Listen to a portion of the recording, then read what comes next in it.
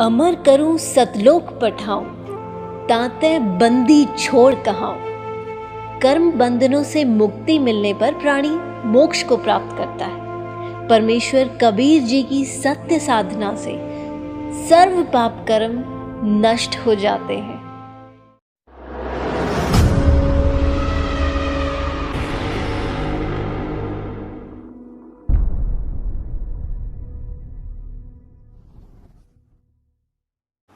कि सीता जी की खोज शुरू हुई।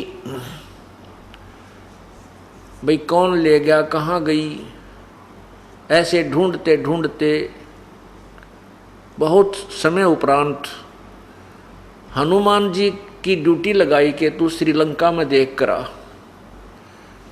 हनुमान जी लंका में गए तो भगवान श्री राम ने अपनी एक रिंग दे दी सोने की, यानी अंगूठी छाप दे दी कि ये अंगूठी आप सीता को दिखाओगे तो सीता आपको मेरा अनुचर मानेगी, अन्यथा तेरे को रहस्य नहीं बताएगी। अब हनुमान जी ने आकाश मार्ग से जाकर के लंका में विराजमान हुए। लंका में के उस नौलखा बाग में पहुंचे। वहां एक छोटा सा रूप बना करके एक वृक्ष पर बैठ गए, जहां पर सीता जी विराजमान थी।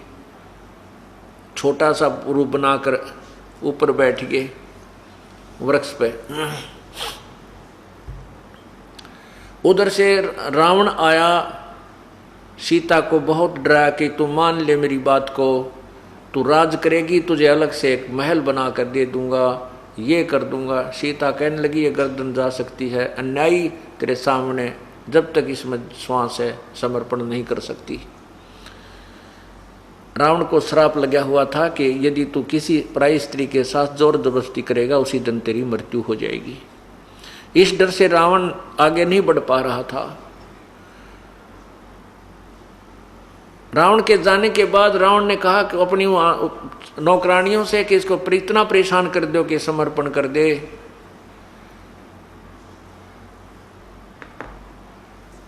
उसके बाद उन नौकरानियों ने भी सीता को बहुत तंग किया। हनुमान जी सब दृश्य देखते रहे। फिर उनको ये दृढ़ विश्वास हो गया कि यही सीता है। तब उसने ऊपर से, हनुमान जी ने ऊपर से वो छाप डाली, अंगूठी डाली। अब सीता जी ने देखा ये तो श्री राम की, मेरे पति की अंगूठी है। ऊपर देखा तो एक वानर बैठा है। अब सीता जी को विश्वास हो गया कि तेरे पति को जंगली जानवरों ने खा लिया। अरे इस बंदर का हाथ अंगूठी लागी, उठाए फिर था, यो यहाँ गिर गई। श्री राम मर चुका है। तब उसने ऊपर की तरफ कहा, रे वानर तने तो और जख्म के ऊपर नमक डाल दिया। मैं पहले बहुत दुखी थी और ये संदेशा और ले आया कि तू श्री राम मर गया। तो वानर नीचे उतरे, हनुमान जी नीचे उतरे, अपना ओरिजिनल रूप बनाया और कहा, माता श्री राम नहीं मरे हैं, मैं उनका दूत हूँ, मेरा नाम हनुमान है और मैं ही उनकी अंगूठी लेकर के आया हूँ। उन्होंने कहा था कि छाप आप दिखाओगे तो सीता आपको स्वीकार करेगी कि तू मेरा दूत है। तब सीता जी ने कहा, रे निकम्मे, मैं तो डरा दी थी तने, यू के करया। कहने लगे, माता जी मेरे को श्री राम ने आपको लवा लाने के लिए भेजा है, आप मेरे साथ चलो, बैठो मेरे कंधे पर, अभी माता जी को परले पार छोड़ दूंगा। सीता बोली, भाई नो ना चालू मैं, जब तक इस दुष्ट का अंत नहीं होगा इतना मैं यहाँ से नहीं जाऊंगी। ढंग से चालूंगी मैं, ऐसे नहीं जाऊंगी, मरूं चाहे जीऊं मैं। अब हनुमान जी भी मान गए, भाई बात तो ठीक है, सबक भी इसको सिखाना चाहिए। तो हनुमान जी ने कहा, माता जी मुझे भूख लगी है। सीता बोली, भाई इस बाग में तोड़ के भी फल मत खा लिए, हनुमान ने मेरी पिटाई होगी। मुझे इतना विवश किया हुआ है कि मैं तोड़ के फल नहीं खा सकती, कोई अपने आप गिर जाए तो इन तोतों का पक्षियों का जूठा या वैसा उसको मैं खा सकती हूँ, और भाई तोड़ का फल मत खाइए हनुमान। यहाँ जो पड़ा उसने खा लिए भाई, चाहे भूखा रही है चाहे प्यासा। हनुमान जी को बड़ा दुख हुआ, क्रोध आया कि देख कितनी दुखी कर रखी है हमारी माता को। फिर तो पहलवान था के डटे डटे था, पहले तो खूब फल खाए, नो एक बार पकड़े खूब तोड़ तोड़ के फल खाए। नौकरों ने आकर फिर कुछ खाए, कुछ तोड़ ताड़ के वो फल वो वृक्ष तोड़ के गिर दिए, कुछ पकड़ पकड़ के वृक्ष पाड़ कर समुद्र में फेंक दिया, उद्मस्त तार दिया। अब नौकर आए वह गढ़ दिए, वह रावण के पास गए तो रावण सेना लेकर आए, उसका बेटा गढ़ दिया और खूब सोने की अलंका वलंका भी जला जड़ू के तो वापस आ गए। वापस आते समय सीता जी ने कहा कि हनुमान ये मेरा कंगन ले जा, सोने का कंगन, ये कड़ा पहना करती हैं बहनें, और सोने का कंगन ले जा, इस कंगन को दिखाएगा तो हनुमान श्री राम तुझ पर हनुमान विश्वास करेगा, नहीं तो तेरे पर विश्वास नहीं करेगा कि तू मेरी खोज करके आया, क्योंकि यहाँ तुमने यहाँ पर सेना भी लानी है, युद्ध भी करना है। जब तक दृढ़ विश्वास श्री राम को नहीं होगा वो यहाँ नहीं पहुँचेंगे। हनुमान जी ने वो कंगन हाथ में ले लिया और वहाँ से वापस छलांग लगाई, एक पर्वत के ऊपर आकर के रुका। सुबह का समय हो गया। अब सुबह का समय था, हनुमान जी फ्रेश फ्रूश होकर के आया, फिर सोचा अब स्नान कर लूं इस तालाब में। अब जो कंगन हाथ में लिए हुए था हनुमान जी, उसको इतना इम्पोर्टेंट था उनके लिए, हनुमान जी के लिए, कि ये थी ये गुम हो गया तो श्री राम विश्वास नहीं करेगा और मेरी बात पर अविश्वास हो जाएगा। इसलिए उसने एक पत्थर की टुकड़ी पर वो कंगन रख दिया। स्नान करने के लिए जो ही तालाब में प्रवेश किया, एक नज़र जैसे सर्प की मणि पर होती है, ऐसे हनुमान जी की एक दृष्टि उस कंगन के ऊपर थी। इतने में एक वानर आया, उस बंदर ने वो कंगन उठाया और भाग लिया। हनुमान जी भी बिना नहाए नुए उसका पीछे भाग लिया। राखियों निकम्मा ठा ले गया और इसने यदि समुद्र में फेंक दिया तो मेरी सारी कमाई खत्म होगी, मेरा तो सभी प्रयत्न मेरा व्यर्थ जाएगा। अब और तेजी से दौड़ा तो वानर ने एक ऋषि के आश्रम में प्रवेश किया। वहाँ एक घड़ा रखा था मटका, उस घड़े में वो कंगन डाल दिया और आगे को भाग गया। जब हनुमान जी ने देखा कि वानर ने वो कंगन मटके में डाल दिया तो सूखी सांस ली कि मटके में तो मैं आप उठा लूंगा, अब कहीं नहीं जाता। धीरे धीरे फिर उस मटके के पास, घड़े के पास गया, जाकर देखा तो वो घड़ा उन कंगनों से भरा था, एक जैसे, सेम टू सेम। अब उस हनुमान जी ने देखा तो नरे कंगन, इसमें तो बहुत ही कंगन है। सामने देखा तो एक ऋषि बैठे थे। अब हनुमान जी ने जाकर के उस ऋषि को प्रणाम किया। वो ऋषि कौन थे? मुनिंद्र जी थे। वही परमात्मा कहते हैं, सोचल छिद्र मैं करूं अपने जन के काज। परमेश्वर ने वो लीला की, एक आश्रम बनाया, उसमें एक घड़ा बनाया, वहाँ एक सुंदर तालाब बनाया जहाँ पर हनुमान जी नहाना चाहते थे। एक सुंदर बाग बनाया जहाँ पर फलदार वृक्ष लगे हुए थे। ऋषि को प्रणाम किया तो ऋषि जी ने कहा कि हनुमान आओ, बजरंग बली आओ, महावीर आहार करो, फल खाओ। हनुमान जी बोला, ऋषि जी मुझे तो कुछ भी अच्छा नहीं लग रहा, पहले मेरी समस्या का समाधान कीजिए। मुनिंद्र जी ने पूछा क्या समस्या आ गई आपके ऊपर, बताइए। हनुमान जी ने कहा कि ऋषि जी, भगवान श्री राम को वनवास हुआ है और सीता जी को लंका के राजा रावण ने उठा लिया है, अपहरण कर लिया है, मैं उसकी खोज करके आया हूं। मुनिंद्र जी कहने लगे, भाई कौन राम, किस राम की, कौन से नंबर के राम की बात कर रहा है तू? कौन राम है, किस कौन से नंबर की सीता है। अब हनुमान जी कहने लगे ऋषि जी आप कौन सी दुनिया में रहते हो, सब जगह तो हाहाकार मचा हुआ है कि श्री राम को वनवास हो गया है और सीता का अपहरण हो गया है। परमात्मा यही पूछना चाह रहे हैं। परमात्मा ने कहा मैं यही पूछना चाह रहा हूँ भाई कौन से नंबर का राम है यू। ऐसे ऐसे राम ना जाने कितने को बार आ लिए, तेरे जैसे हनुमान भी पता नहीं कितनी को बार यहाँ आकर के ये खेल करके चले गए। हनुमान वो वास्तविक राम का था, तुमने बेराय को ना। हनुमान जी कहने लगा ऋषि जी मेरी समस्या का समाधान करो। मैं आपकी बात को नहीं सुनना चाहता, आप जो ऊट पटांग बातें श्री रामचंद्र जी के बारे में कह रहे हो। परमात्मा बोले भी ना करना चाहता तो जाओ। अब हनुमान जी कहने लगे मैं जाऊं कैसे, मैं सीता जी की खोज करके आया हूं, माता जी ने कंगन मुझे दिया था, उस कंगन को वानर ने आपके मटके में डाल दिया। ऋषि जी बोले फिर डाल दिया तो ले जा अपने ने। हनुमान जी कहने लगा भगवान उसमें तो एक जैसे बहुत ही घने कंगन पड़े हैं, ये क्या माजरा है, ये क्या रहस्य है। मुनिंद्र जी कहने लगे यही रहस्य तो समझाऊं था तो सुनने तैयार को नहीं, आप सुनना नहीं चाहते। मैं यही बताना चाहता था कि युग के क्या माजरा है, क्या रहस्य है।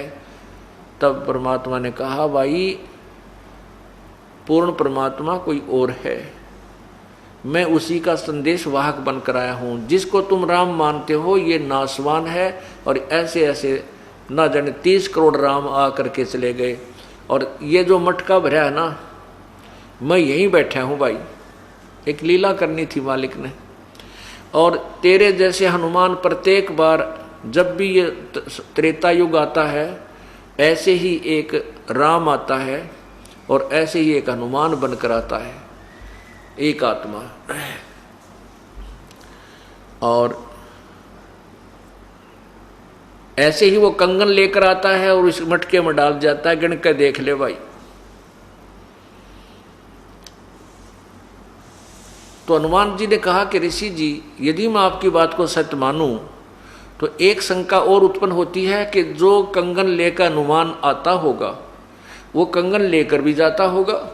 परमात्मा ने कहा हाँ बिल्कुल ठीक बोला, इस मटके में मेरी कृपा से एक ऐसी शक्ति है कि इसमें जो भी वस्तु डाल दी जाती है वो उसका फोटो स्टेट बना देता है, एज इट इज एक और बना देता है, एक की दो बनाता है।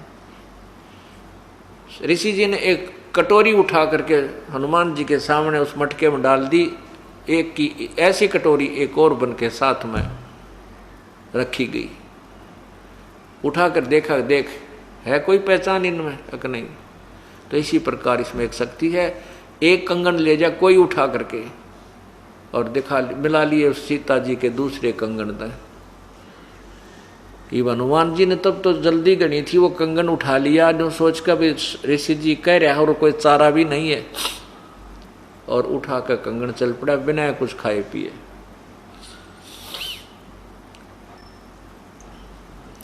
अब वो कंगन जाकर के श्री राम को दिखाया।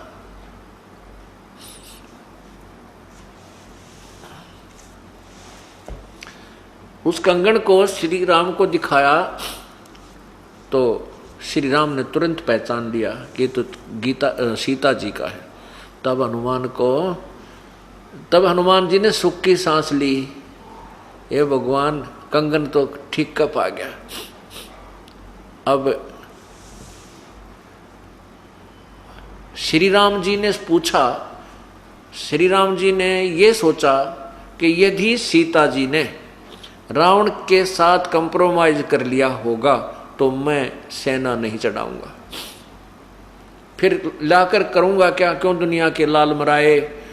और यदि उसने रावण के साथ कंप्रोमाइज नहीं किया होगा तो हम युद्ध करके सीता को उठा लाएंगे, छुटवा के। इस दृष्टिकोण से हनुमान जी से बाईपास बात करने लगा, हेरा फेरी सी करके पूछने लगे। श्री राम जी हनुमान जी को एक तरफ ले गए, आजा मेरे प्यारे संत जी बताओ आपने भोजन कहाँ खाए भाई लंका में? रावण के घर खिला के लाई होगी सीता तुझे।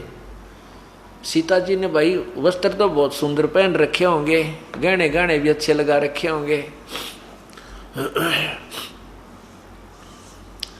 तब हनुमान जी कहता है, हे रघुवर, हे श्री रामचंद्र जी, मैंने सीता जी से कहा था माता मुझे भूख लगी है। सीता जी ने कहा, भाई बेटा हनुमान, मेरे को यहाँ पर फल तोड़ कर भी खाने का अधिकार नहीं है इस बाग के अंदर, और भाई तो भी मत छेड़िए, नहीं तो भी मत तोड़ कर खाना, नहीं तो मुझे पीट डालेंगे। भाई कोई नीचे गिरा पड़ा होता फल खा लेना। वो किसकी सीता जी कहाँ मुझे भोजन करा के लाया थी श्री राम जी। तो फिर मैंने क्या किया कि सारा तो उसका बाग पाड़ दिया और सारे वृक्ष तोड़ डाले, 9 लाख बाग को कति उजाड़ दिया और तोड़ फोड़ कर समुद्र में फेंक आया। मुझे बड़ा गुस्सा आया। अब श्री राम ने पूछा कि सीता रावण के पास जाती होगी? तब उसने सारी कहानी बताई कि मैं वृक्ष के ऊपर बैठ गया था श्री राम जी, और रावण आया था। रावण ने बहुत बुरी भली कही, सारा कुछ लालच दिया, लेकिन सीता जी ने कहा कि ये शरीर श्री राम के लिए है, तेरे जैसे पशु के लिए नहीं है, और ये शीश जा सकता है, मैं समर्पण नहीं करूँगी। तब श्री राम ने हनुमान जी को सीने से लगाया कि वाह मेरे प्यारे संत ने मेरा पेटा भर दिया, मुझे विश्वास दृढ़ कर दिया। अब सेना तैयार करो और समुद्र पर पुल बनाने की तैयारी करो। अब सबसे बड़ी समस्या ये आ गई कि समुद्र पर पुल कैसे बने।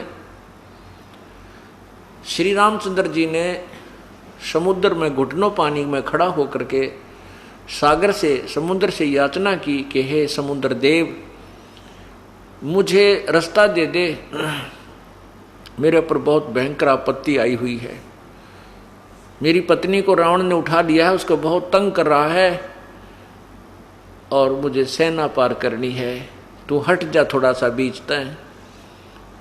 अब 3 दिन तक ये प्रार्थना करते रहे, ना खाया ना पिया, लेकिन समुद्र टस से मस नहीं हुआ। तब श्री राम ने कहा कि लक्ष्मण, ये लातों के भूत बातों से नहीं मानते, मेरा अग्नि बाण निकाल, इस समुद्र को जला देता हूँ। लक्ष्मण जी ने श्री राम को वो अग्नि बाण दिया और जो ही उन्हें प्रत्यंचा पर चढ़ा कर हमारा चलाना चाहा, उसमें से लपटें निकलने लगी अग्नि की। तभी समुद्र देव वहाँ प्रकट हुए ब्राह्मण रूप में और कहा, श्री राम जी ऐसा काम करो, सर्प भी मर जावे, लाठी भी ना टूटे। तब श्री राम ने कहा, भी ऐसी कौन सी विधि है? समुद्र देव ने कहा कि आपकी सेना में नल और नील नाम के 2 सैनिक हैं। आपके सैनिक अर्थात आपके सहयोग में आए हुए, क्योंकि उस समय ये सभी आसपास सब सिलसिला हो गया था कि ये हो रहा है वो हो रहा है। काफ़ी समय तक ढूंढ रहे थे, ढूंढते ढूंढते जो भी जिससे मिलता कि ऐसी आपत्ति आ गई है राजा दशरथ के पुत्र पर, पहले तो वनवास, ऊपर से सीता का अपहरण, तो प्रत्येक को हमदर्दी हो जाती है और साधु संत भक्तों में ज़्यादा दया होती है। तो नल नील भी उनके गेले हो लिए और पहुंच गए वहीं पर लाठी ठाक है कि हम भी आपके साथ हैं। तो उस समय बहुत से लोग इकट्ठे हो गए थे, बहुत सी सुग्रीव की भी सेना थी, और यहाँ तक लिखा है कि भगवान शंकर के लोक से भी 18 करोड़ आत्माएं आकर के वहाँ पर किसी ने कोई रूप धारण कर लिया, किसी ने सैनिक का रूप धारण कर लिया, कोई लंगूर बंदर बन गया, बहुत घनी सेना हो गई थी। तो नल नील भी वहाँ पर थे। तो श्री राम ने नल नील को बुलाया। अब नल नील से पूछा, क्यों भी तुम्हारे अंदर कोई ऐसी शक्ति है तुम्हारे पास? अब उस दिन पुण्यात्मा ये ध्यान से सुनना, ये जीव मार कहाँ खाता है।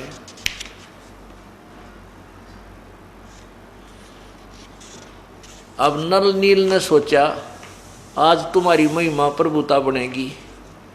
आज श्री राम भी फेल हो लिए, हनुमान भी फेल, अंगद भी फेल और सुग्रीव भी फेल। आज तुम्हारी महिमा बनेगी, तुम्हारे हाथ में पावर है और पत्थर तर जाएंगे। यह श्री राम ने पूछा तो उन्होंने उस दिन मस्ती छागी कि आज तुम्हारी महिमा बन जाएगी। उन्होंने कहा हाँ जी, हमारे हाथ से कोई भी पत्थर भी नहीं डूबते, लोहे की स्टील की वस्तु भी नहीं डूबती, सब तैर जाती है। श्री राम ने कहा भी एक परीक्षण करवाइए, परीक्षा दीजिए, कोई पत्थर उठाकर डालिए। अब उस दिन नल और नील मार खा गए, भूल कर गए, उन्होंने परमात्मा याद नहीं किया और उठा के पत्थर और रख दिए। अहम था उनके अंदर, उस दिन अभिमान घर कर गया था। उस अभिमान दृष्टिकोण से, महिमा की भूख के कारण उन्होंने वो पत्थर रखे, पानी में डूब गए, जल में तैरे नहीं। नल ने भी रखा, नील ने भी रखा, फिर एक एक और रखा, एक एक और रखा। उनका वहम सा हो गया कि रोज तेरा करते आज क्या बात होगी। और उधर से उन्होंने अपनी हार नजर आने लगी। तब श्री रामचंद्र जी ने विपर रूप में खड़े समुद्र देव की तरफ देखा और कहा, मानो कहना चाहते हैं कि तू झूठ बोलता था, मुझे बहका रहा था, इनके हाथों में कोई ऐसी पावर शक्ति नहीं है जिसे समुद्र पत्थर तर जाए। श्री रामचंद्र जी की नजर को देखकर समुद्र ने नल नील से कहा कि नल नील, तुमने आज अपने भगवान को याद नहीं किया, अपने गुरुदेव को याद नहीं किया, नाला को अपने गुरुदेव को याद करो। तब नल नील को अपनी भूल याद आई, तब उन्होंने परमात्मा को याद किया, मुनिंद्र जी को याद किया, अपने परमेश्वर को याद किया। उसी समय परमात्मा दूर से आते हुए नजर आए। नल नील की दृष्टि पड़ी, देखा कि महाराज जी आ रहे हैं, वो आगे स्वामी जी, वो आगे महाराज जी, मुनिंद्र जी, हमारे गुरुदेव आगे आगे। तब प्रभु निकट आ गए। श्री राम ने चरण लिए और कहा, ऋषिवर, मेरे ऊपर बहुत आपत्ति आई हुई है, ऐसे ऐसे लंका के ऊपर धावा बोलना है, समुद्र पे पुल बनाना है, और आज ये नल नील के आपके सेवक, आपके सेवक नल नील के हाथों से भी पत्थर नहीं तैर रहे हैं। परमात्मा बोले, अब इनके हाथों से कभी पत्थर नहीं तैरेंगे, कोई भी वस्तु नहीं तैरेगी, क्योंकि ये अपनी औकात भूल गए। तब श्री राम ने कहा कि हे ऋषिवर, जब आपने सेवकों को शक्ति दे सकते हो, मुझ पर भी कृपा करो कि समुद्र पर पत्थर तैर जाए, किसी प्रकार ये पुल बन जाए।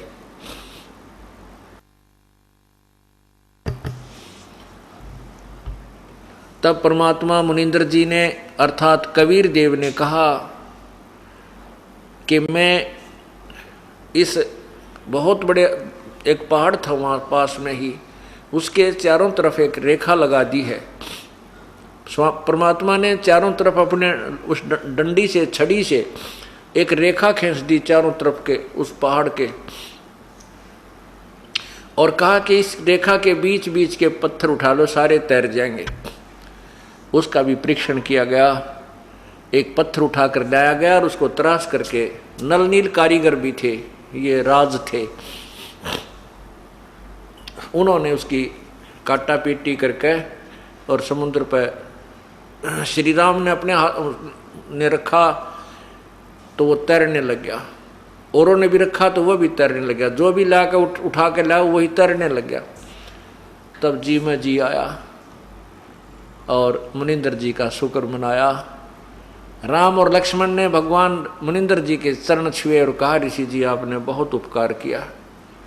परमात्मा ने कहा, संत उपकारी ही हुआ करते हैं, परोपकारी होते हैं। रे नल नील यतन कर हार, तब सतगुरु से करी पुकार। रे नल नील यतन कर हार, तब सतगुरु से करी पुकार। जा सत रेखा लिखी अपार, सिंधु पे सिलात रहने वाले जा सतरे खाल की अपार सिंधु पे, सिलात रहने वाले धन धन सतगुरु सत कबीर भक्त की, पीड़ मिटाने वाले धन धन सतगुरु सत कबीर भक्त की, पीर मिटाने वाले भक्त की।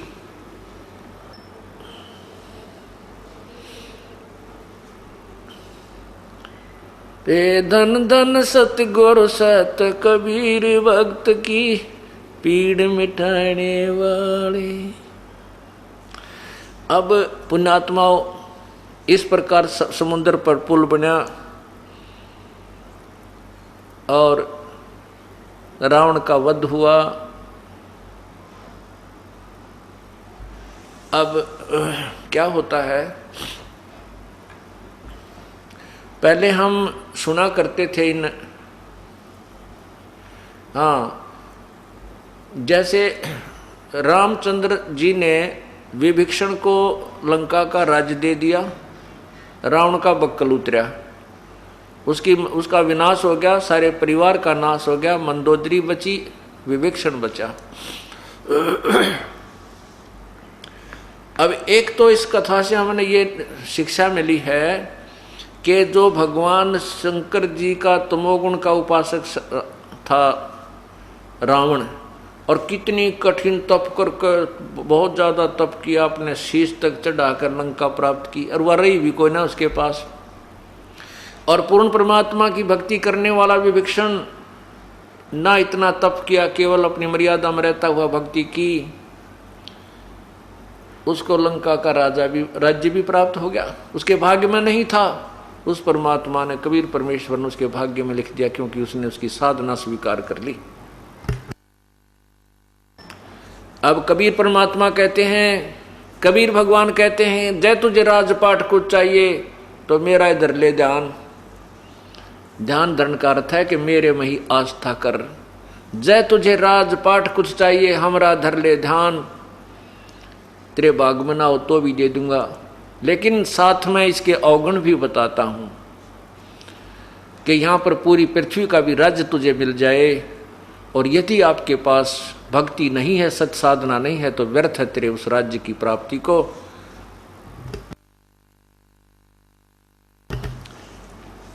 लानत है उस राज्य की प्राप्ति को। क्या कहते हैं, तीन लोक का राज जीव को जय कोई दे, और लाख बधाई के करज नहीं नाम से ने। यदि तीन लोक का राज्य भी इस जीव को कोई दे दे, और यदि उसके पास सत्य भक्ति नहीं है, नाम में रुचि नहीं है, तो नो कहें क्या बधाई दे रहे उसको, वो तो अपना जीवन व्यर्थ कर रहा है। तो इस प्रकार परमात्मा बताते हैं कि ये राजपाट अच्छी चीज नहीं है, ये तुम्हें उलझा कर रख लेगा, इसमें पाप बहुत हो जाते।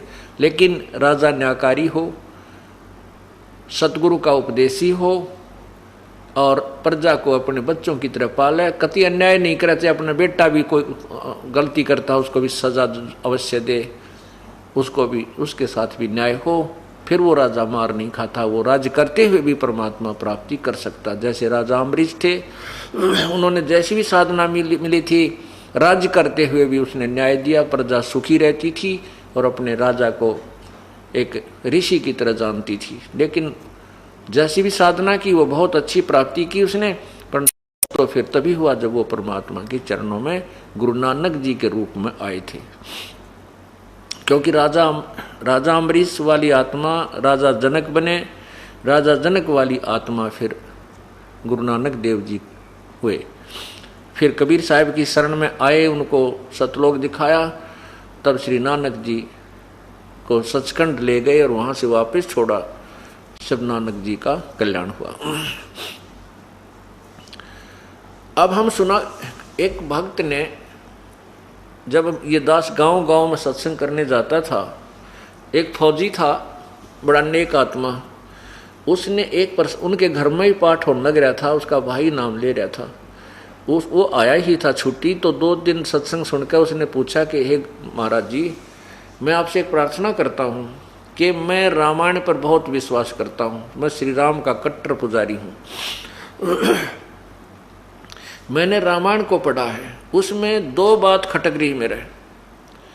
एक तो ये खटक रही है कि उस लंका में सारे राक्षस थे, शराब पीनी है, मांस खानी है, और कोई भी सारे कुबद्दी इकट्ठे हो रहे थे। तो विवेक्षण और मंदोदरी के पास वो राम राम राम नाम की बात कितना आ गई, उनको ऐसा ज्ञान कहाँ से प्राप्त हो गया? सारी नगरी में दो ही भगत थे।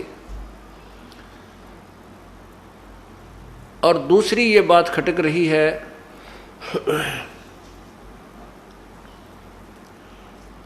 हाँ, उसने यही प्रश्न किया कि इस प्रश्न का उत्तर मेरे को कहीं नहीं मिला। मैं जहाँ भी मुझे हिंदू धर्म का कोई बड़ा मठ दिखाई देता है, शंकराचार्य जो बने हुए, मैं उनसे भी जाकर बात कर चुका हूँ, डिस्कस कर चुका हूँ, ये मेरे को कोई संतुष्टिजनक उत्तर नहीं दे पाए। मैं आपसे ये प्रश्न करता हूँ कि ये क्या कारण था?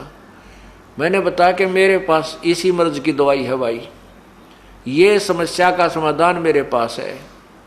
तब मैंने यह कथा सुनाई, तब उसके समझ में आई को हो तेरे की सारी बीमारी तैयार थी। यानी ये था वो कारण, पूर्ण परमात्मा के शिष्य थे वो दोनों।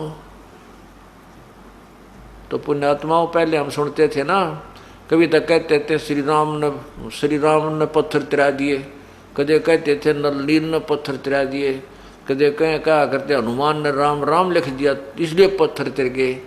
या सारी जो है ना उलट पुलट सी कथा, दंत कथा बना रखी थी। अब ये तत्व ज्ञान के आधार पर ये सारी सिद्धि हो गई है।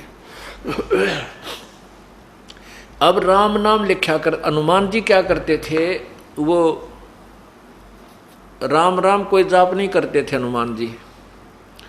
हनुमान जी जाप करते थे ओम का, और वो भी संत से प्राप्त करके जाप किया जाता था। तो वो यूँ नहीं कहा करते किसी को कि ओम ओम जप ले भाई भगवान बज ले। वो उसने कोड वर्ड बना दिया ऋषियों ने कि अपने जो साथी हैं, भगत हैं, कोई उनको नाम की भूल पड़ जाता है, नो क्या करो राम राम भाई। तो सामने वाला भी राम राम कहते ही आपको राम राम कहेगा, और उसको मंत्र याद आ जाएगा जो भूल पड़ गई है, जो गुरुदेव ने दे रखा है, जो चलते फिरते उठते बैठते काम करते करते सिमरन करना होता है।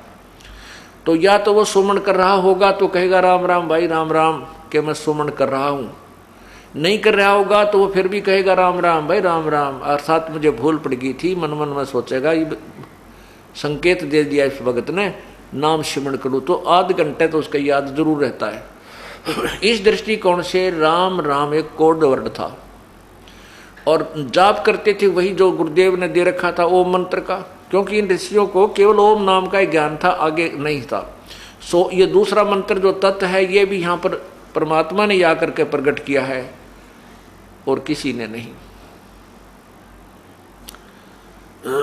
परमात्मा कहते हैं सोहम शब्द हम जग में लाए, सार शब्द हम गुप्त छिपाए।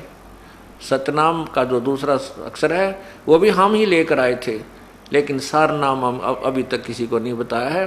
केवल अपने जो तत्वदर्शी संत मेरा आएगा उसको ही प्रकट ये भेद खोला जाएगा। और अधिकारी के बिना अगर ये मंत्र जो पता भी लग जाता है, कोई अपे जाप करता, उससे कोई लाभ नहीं होगा।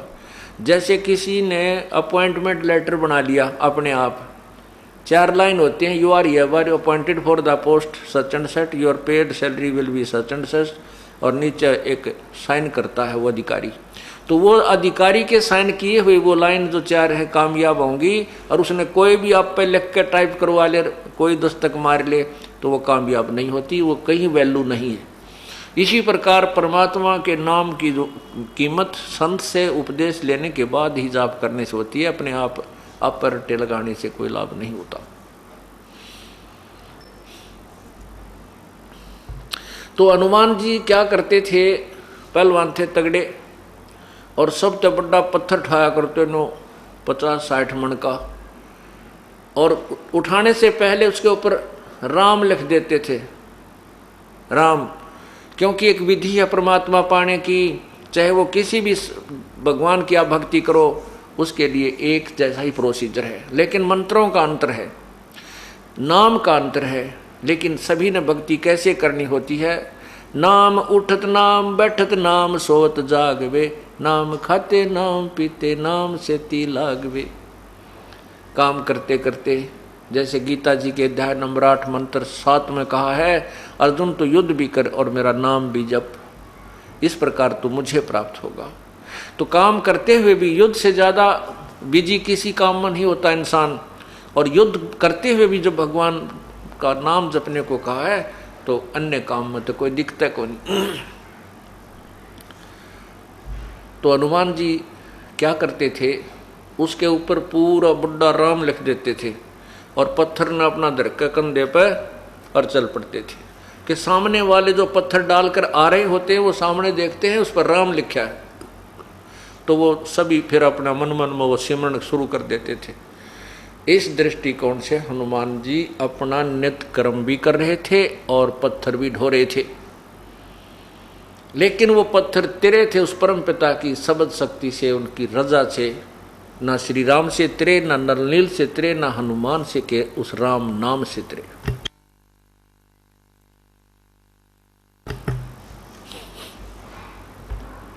इस प्रकार पूर्ण परमात्मा त्रेता युग में मुनिंदर नाम से आए थे और अपनी शक्ति का, अपनी ताकत का प्रमाण दे करके गए थे और साथ में यथार्थ ज्ञान भी प्रचार किया था।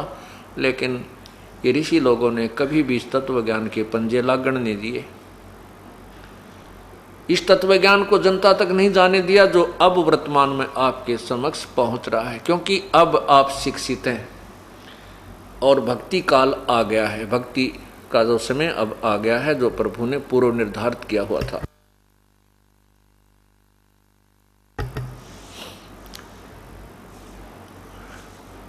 द्वापर युग में परमात्मा करुणा में नाम से आए थे। अब त्रेता युग में आपने सुना कि श्री राम रूप में जब विष्णु जी आए थे उन्होंने कितने कष्ट उठाए। अब श्री राम पूर्ण परमात्मा नहीं है, ये विष्णु जी के अवतार हैं, सतगुण विष्णु जी के अवतार थे और तीनों गुणों की भक्ति करने के लिए गीता जी में मना किया हुआ है। रजगुण ब्रह्मा, सतगुण विष्णु, तमगुण शिव जी। इन तीनों गुणों की भक्ति करने वालों को मूर्ख कहा है गीता जी में, और राक्षस स्वभाव को धारण किए हुए मनुष्यों में नीच कहा है। पुण्यात्माओं, ये दास अपनी ओर से नहीं कह रहा, अपने सदग्रंथों का एक निष्कर्ष निकाल कर यथार्थ जो कि तुम आपके समक्ष रख रहा हूं। आप बुद्धिमान हो, शिक्षित हो, आप स्वयं भी अपनी आंखों से देख सकोगे। अभी आपको गीता जी दिखाऊंगा, उससे पहले इसी विषय में कुछ दो बात बताना चाहता हूं।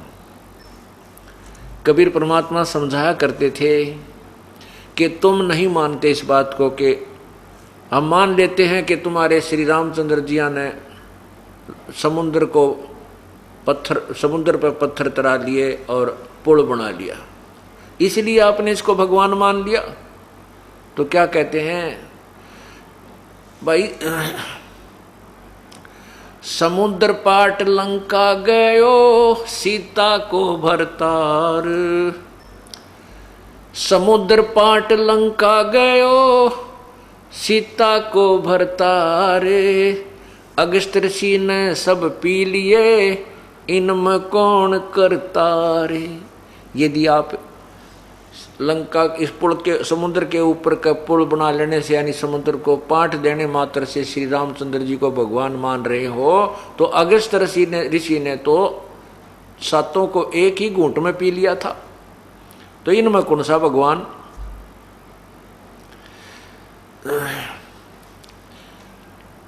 गोवर्धन धारो कृष्ण जी द्रोणगिरी हनुमंत, शेष नाग सब सृष्टि उठारा इनमें कौन भगवंत।